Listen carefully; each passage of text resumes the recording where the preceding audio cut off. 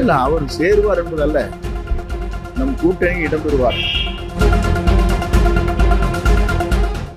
இப்ப இந்த ஜனநாயகன் படத்துக்கும் பராசக்திக்கும் ஒரு இது போட்டுருக்காங்க, ஒரு தியேட்டர் கிடைக்கல அப்படிங்கிற மாதிரி.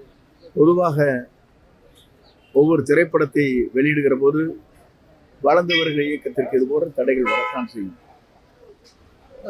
இப்போ அதிமுக இருந்து வேற யாராவது முக்கிய புள்ளிகள் இந்த தமிழ் வெற்றி கழகத்தில்? நான் தான் அன்றைக்கே சொல்லியிருக்கிறேன், பொங்கல் வரையிலும் பொறுத்துக் கொள்ளுங்கள், அதற்குள்ள எத்தனை பேர் வருகிறார் என்பதை நீங்கள் அதே காணப்போகிறீர்கள். போல ஓபிஎஸ் டிடிவி நீங்க சேருவாங்க அப்படின்னா பேச்சுவார்த்தை நடந்துட்டு இல்ல அவர் சேருவார் என்பதல்ல, நம் கூட்டணி இடம்பெறுவார்.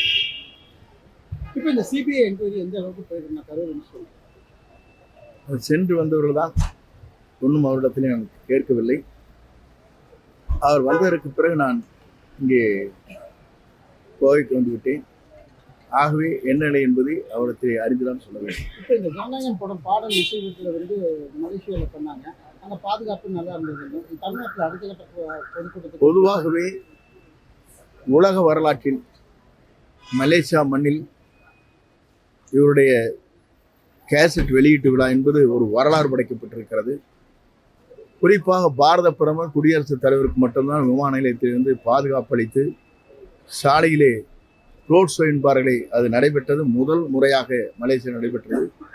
மலேசிய மண்ணில் 1,00,000 பேர் அங்கே இந்த நிகழ்ச்சிக்கு வந்தார்கள். மலேசியாவில் எப்போதுமே இட நெருக்கடி என்று சொல்ல இயலாது. டிராபிக் ஜாம் ஆனது 2 மணி நேரம்.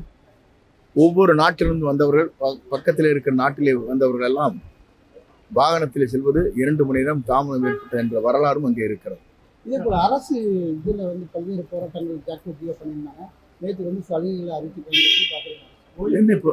என்னை பொறுத்தவரையிலும் முழுமையாக அதை தெரிந்ததற்கு பிறகு பத்திரிகை வகையில் செய்தியை வைத்துவிட்டு சொல்ல முடியாது. ஏனென்று சொன்னால் போடப்பட்டிருக்கிற ஜியோ எப்படி இருக்கிறது என்பதை தெளிவாக தெரிந்துவிட்டு என்ன நிலை இருக்கிறது என்பதை ஆய்ந்துதான் அதற்கு பதில் சொல்ல இயலும்.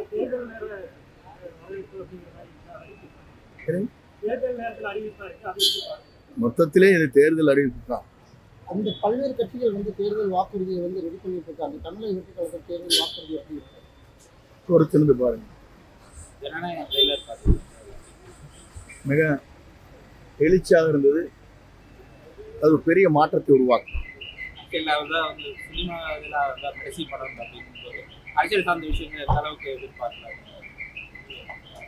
திரைப்படம் வெளிவந்ததற்கு பிறகு மக்களை வியக்கத்தக்க அளவுக்கு இருக்கும்.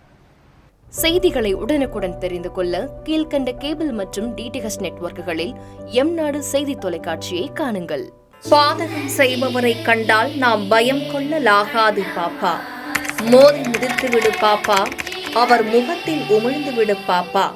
அண்மை செய்திகளை உடனுக்குடன் தெரிந்து கொள்ள இணைந்திருங்கள் எம்நாடு தொலைக்காட்சியுடன்.